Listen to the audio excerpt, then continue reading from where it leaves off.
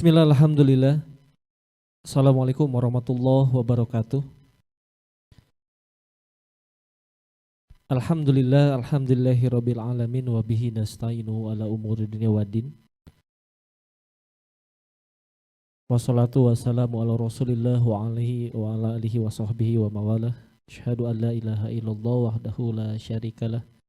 Wa asyhadu anna muhammadan abduhu wa rasuluhu alladzi la nabiyya ba'dah. Qala Allah Ta'ala fi kitabihil karim. A'udzu billahi minasyaitonir rajim. Bismillahirrahmanirrahim. Sahru Ramadan alladzi unzila fihil Qur'an. Hudal linnasi wa bayyinatin minal huda wal furqan. Al-ayat. Shadaqallahul adzim. Hamdan wa syukurillah. Puji syukur selalu dan hanya untuk Allah Subhanahu wa taala. Hamdan wa syukurillah. Segala data, fakta yang ada di dunia tidak terlepas dari apa yang menjadi kuasanya. Hamdan wa syukurillah. Setiap detik, menit harus dijadikan bermutu, karena kita tidak tahu apa yang akan terjadi di setiap menit ke depannya. Hamdan wa syukurillah. Kenapa kita harus selalu bersyukur dan memujinya? Karena tidak ada lagi sesuatu hal yang pantas dipuji kecuali Allah Subhanahu wa ta'ala. Salawat serta salam yang selalu tercurah kepada Nabi Muhammad Rasulullah Sallallahu Alaihi Wasallam, mudah-mudahan tercurah pula kepada keluarga, sahabat, tabi'in, dan kita selaku umatnya sampai akhir zaman. Amin ya Allah ya Rabbal Alamin. Sahabat Sematren, yang hari ini alhamdulillah kita masih melaksanakan kegiatan saum di bulan suci Ramadan ini. Kita masih diberikan kekuatan, kita masih diberikan tentunya keimanan yang menghujam di dalam dari diri kita, sehingga kita insya Allah melaksanakan saum ini atas dasar daripada keimanan kita kepada Allah Subhanahu wa ta'ala. Karena dalam keterangan disebutkan, man shoma Ramadhana imanan wahtisaban ghufirallahu ma taqaddama min dambi. Jadi barang siapa yang melaksanakan saum dengan keimanan dan rasa ihtisab kepada Allah, pengharapan kepada Allah, maka Allah akan memberikan ampunan kepadanya atas dosa-dosa yang telah berlalu. Itu salah satunya. Sehingga alhamdulillah pada kesempatan hari ini izinkan saya sebagai salah satu pemateri yang akan menyampaikan kaitan dengan bagaimana aspek-aspek Al-Quran. Jadi dalam satu ayat Al-Quran Allah berfirman, Syahru Ramadan alladzina unzila fihil Qur'an hudal linnas wa bayyinatin minal huda wal furqan. Sehingga kita tentunya sebagai manusia, sebagai umat yang hari ini mengimani Allah, Rasul, dan apa yang menjadi rukun iman di dalam keimanan dan keislaman kita, tentunya harus tahu bahwa Al-Quran ini adalah salah satu pedoman yang harus dijadikan way of life. Jadi jalan kehidupan kita. Karena tidak ada satu lagi sumber hukum, tidak ada lagi sumber hukum kecuali yang akan menyelamatkan kehidupan kita di dunia adalah kecuali dari sumber yang diberikan oleh Allah Subhanahu wa ta'ala. Sehingga sudah barang tentu teman-teman semua yang hari ini melaksanakan Sematren, di dalam pelaksanaan Sematren ini harus senantiasa bagaimana meningkatkan keimanan, bagaimana meningkatkan ukhuwah, bagaimana meningkatkan tali silaturahmi kita dengan sesama. Apalagi di bulan Ramadan yang dimana kita ketahui bahwa pahalanya yang sunnah menjadi pahala seperti halnya wajib, dan yang wajib, pahala wajib itu menjadi pahala yang senantiasa akan dilipat gandakan. Oleh karena itu sangat disayangkan kalau kita menyia-nyiakan bulan suci Ramadan yang hari ini sedang kita jalani, karena kita tidak tahu di bulan suci Ramadan yang akan datang kita masih bisa melaksanakannya atau tidak, ya. Sehingga insya Allah pada kesempatan hari ini kita akan sedikit membahas bagaimana aspek-aspek Al-Quran. Ya, sebagaimana yang kita ketahui bahwa Al-Qur'an ini adalah pedoman dan salah satu rukun iman yang kita juga harus mengimani, bahwa kita juga harus mengimani Al-Qur'an gitu ya. Jadi sehingga Al-Qur'an ini menjadi pedoman kita dalam menjalani setiap kehidupan yang tentunya dibarengi dengan sunnah, ijma dan qiyas. Seperti itu. Ya, mengutip dari salah satu ayat yang difirmankan oleh Allah Subhanahu wa taala di dalam Quran surat Al-Baqarah ayat 185. Ini menggambarkan bagaimana Al-Qur'an ini merupakan salah satu dari banyak hal yang tentunya pertama ini menjadi hudan. Jadi sahru Ramadan alladzina unzila fihil Qur'an hudalinnas. Jadi di bulan suci Ramadan ini juga digaung-gaungkan sebagaimana Al-Qur'an ini adalah bulan diturunkannya Al-Qur'an itu di bulan Ramadan. Yang salah satunya adalah di mana Al-Qur'an ini merupakan hudalinnas. Hudalinnas ini adalah petunjuk bagi setiap manusia. Makanya Allah Subhanahu wa taala di sana menuliskan hudalinnas. Bukan hudalil mu'minin atau hudalil muhsinin dan sebagainya. Tapi ini adalah hudalinnas.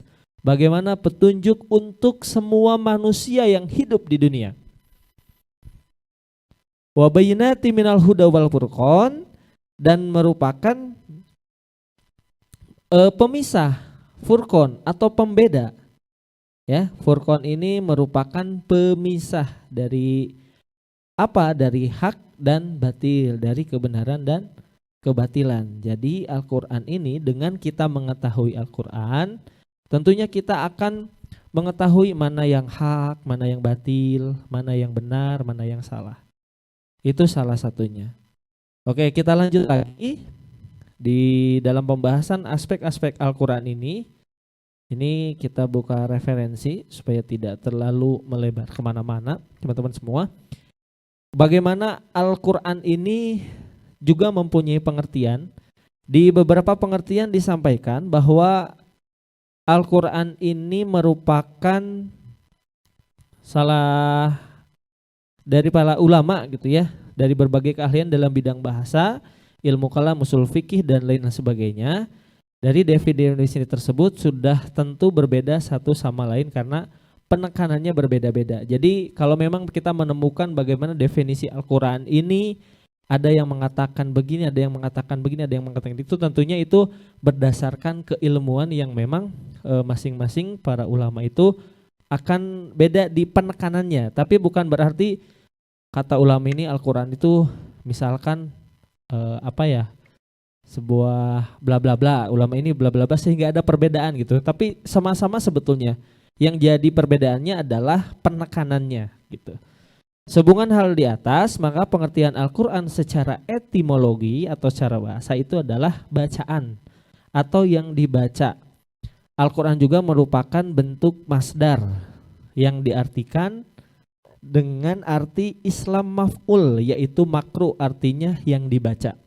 Ini teman-teman kalau memang misalkan ada di antara teman-teman yang belajar di pesantren ya, nanti ada bahasa-bahasa masdar, isim maf'ul dan sebagainya, itu akan tentunya lebih paham. Gitu. Sehingga sebagaimana dalam Al-Qur'an ayat surat Al-Qiyamah ayat 17 sampai 18 yang artinya sesungguhnya mengumpulkan Al-Qur'an di dalam dadamu dan menetapkan bacaannya pada lidahmu itu adalah tanggungan kami. Karena itu jika kami telah membacanya hendaklah kamu ikuti bacaannya.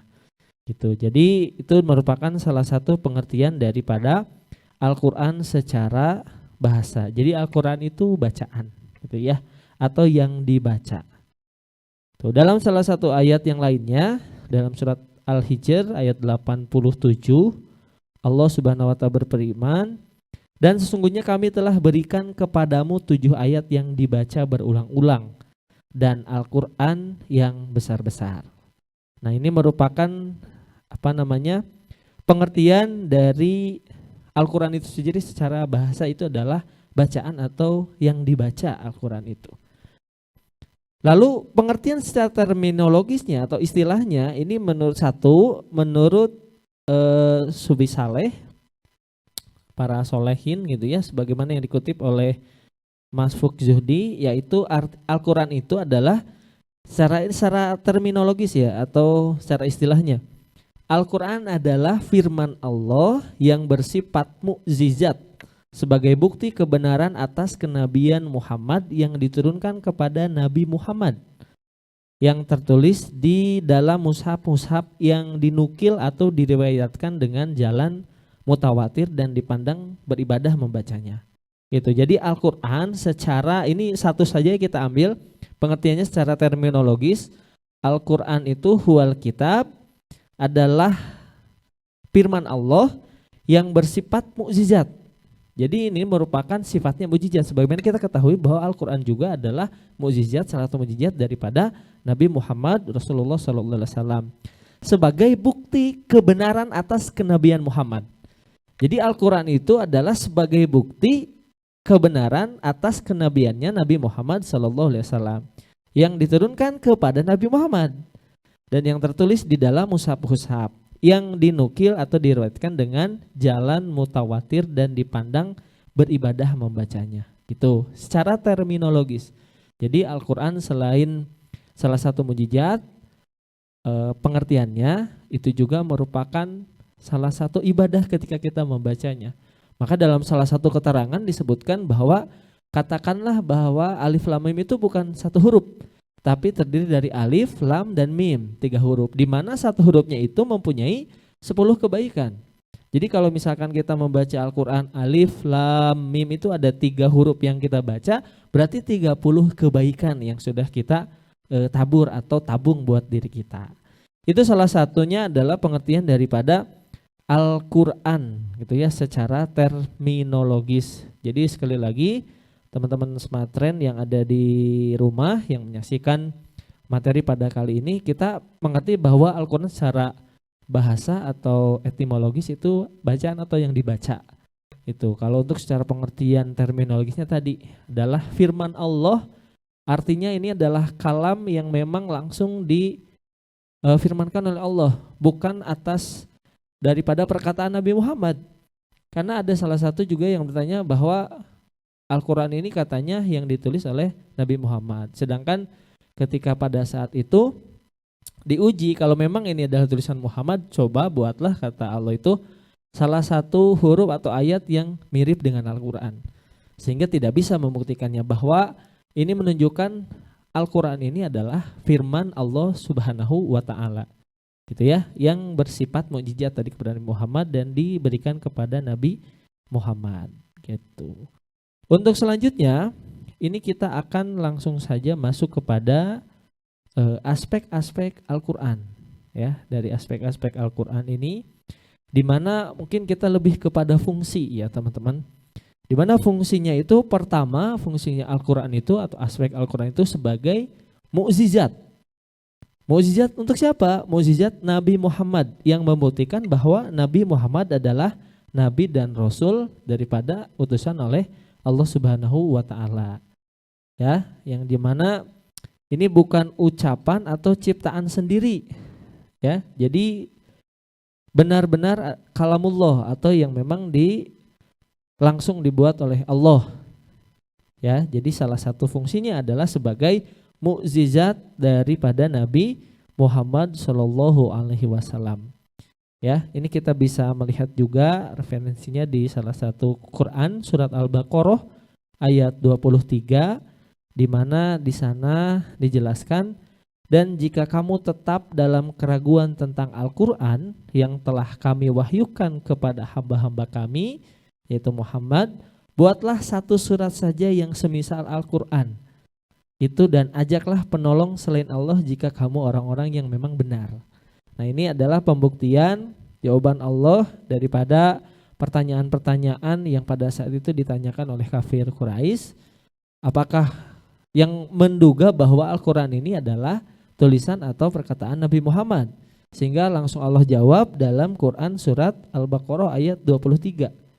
Itu di sana di mana Allah menantang, kalau memang ini adalah tulisan atau perkataan Nabi Muhammad, coba buat satu ayat saja yang memang mirip dengan Al-Quran, sehingga pada saat itu tidak bisa dibuatnya. Nah, itu salah satu aspek atau fungsi daripada Al-Quran sebagai mukjizat. Yang kedua, Al-Quran itu mempunyai fungsi sebagai sumber segala macam aturan tentang hukum. Jadi selain daripada pertama mukjizat tadi, yang keduanya kita harus mengetahui aspek Al-Quran di mana fungsinya itu sebagai aturan tentang hukum.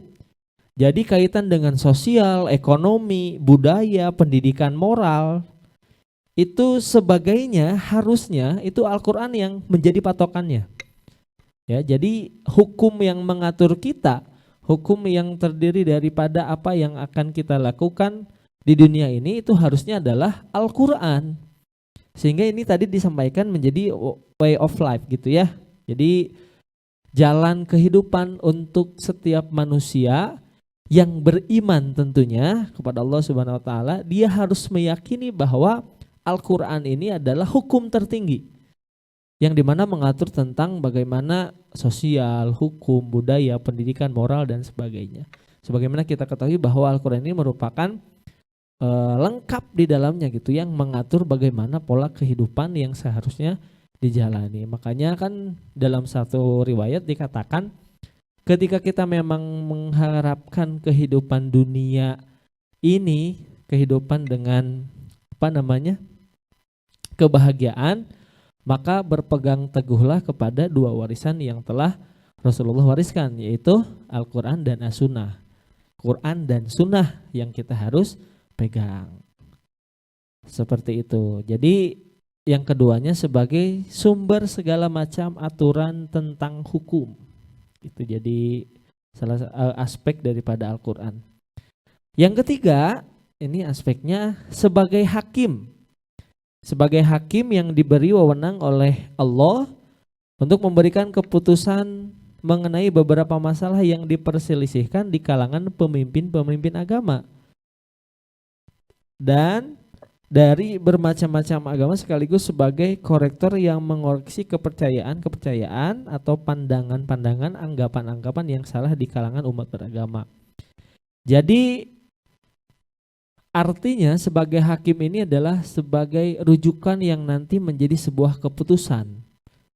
Jadi kalau misalkan ada perselisihan, maka kembalilah kepada Al-Quran. Kita lihat bagaimana sejarah menjelaskan kalau misalkan ada sebuah perselisihan, lihat lagi kepada sejarah, lihat lagi kepada Al-Quran. Sehingga kita akan menemukan titik temu bagaimana permasalahan itu akan beres. Tapi ya terkadang yang menjadi pertanyaannya adalah rasa penerimaan kita terhadap hukum yang memang sudah ditetapkan oleh Al-Quran. Seperti itu ya, salah satu contohnya mungkin yang masih bisa belum kita terapkan diantaranya adalah bagaimana hukuman tentang istilahnya kisos dan lain hal sebagainya gitu ya. Salah satu hukum yang memang diatur oleh Al-Quran, tapi terkadang mungkin kita bisa belum melaksanakannya secara menyeluruh. Karena ya kita tahu juga bahwa hukum yang memang kita percayai pada saat ini ada undang-undang juga gitu yang mengatur.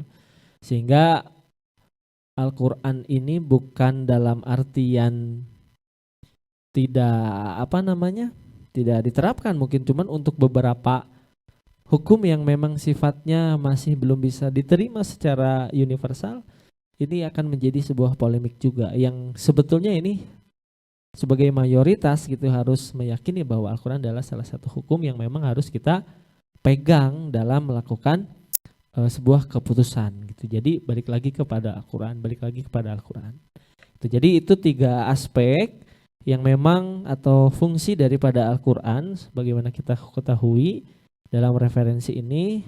Pertama tadi sebagai mukjizat Al-Quran itu. Yang kedua apa tadi ya? Sebelum itu yang keduanya sebagai aturan ya, sebagai aturan, dan yang ketiganya sebagai hakim. Dan yang keempat itu sebagai pengukuh atau penguat yang mengukuhkan. Dalam artian menguatkan kebenaran adanya kitab-kitab suci yang pernah diturunkan sebelum Al-Quran dan kebenaran adanya para nabi dan rasul sebelum Nabi Muhammad Rasulullah SAW. Jadi fungsinya sebagai pengukuh, penguat yang menguatkan kitab-kitab sebelumnya. Karena kita ketahui juga ada beberapa kitab yang diturunkan sebelum Al-Qur'an di zaman para nabi, di antaranya ada Taurat, Injil dan Zabur gitu ya. Nah, sehingga hal itu dikuatkan oleh Al-Qur'an bahwa kitab itu benar adanya dan disempurnakan oleh Al-Qur'an. Jadi sebagai pengukuh atau penguat yang mengukuhkan kitab-kitab sebelumnya.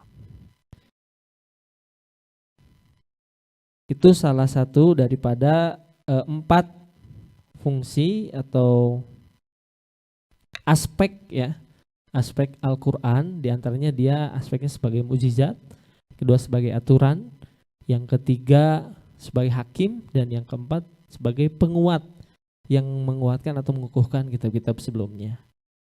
Dan untuk selanjutnya teman-teman kita akan sedikit membahas kaitan dengan apa tadi yang sudah disampaikan gitu ya dalam Al-Qur'an, bahwasannya dalam Al-Qur'an bahwasannya Quran ini sebagai hudalinas, jadi petunjuk bagi umat manusia. Yang tentunya kita harus sadari bahwa ya kalau kita mau menghidupkan kehidupan kita di dunia, maka berpegang teguhlah kepada Al-Qur'an. Seperti itu. Baik, itu saja mungkin yang bisa disampaikan untuk kesempatan kita hari ini. Mudah-mudahan apa yang disampaikan bisa bermanfaat. Bagaimana kaitan dengan aspek Al-Qur'an ini, yang mudah-mudahan kita bisa berpegang teguh pada Al-Qur'an dan menjalankan setiap apa yang diperintahkan dan dilarang di dalam Al-Qur'an sebagai bentuk rasa penyerahan diri kita kepada Allah yang dibuat dari yang ditimbulkan dari keimanan kita kepada Allah. Aqulu qouli hada wastaghfirullahu li wa lakum. Mohon maaf atas segala kekurangan dan kesalahan, yang benar hanya milik Allah. Shadaqallahul adzim. Assalamualaikum warahmatullahi wabarakatuh.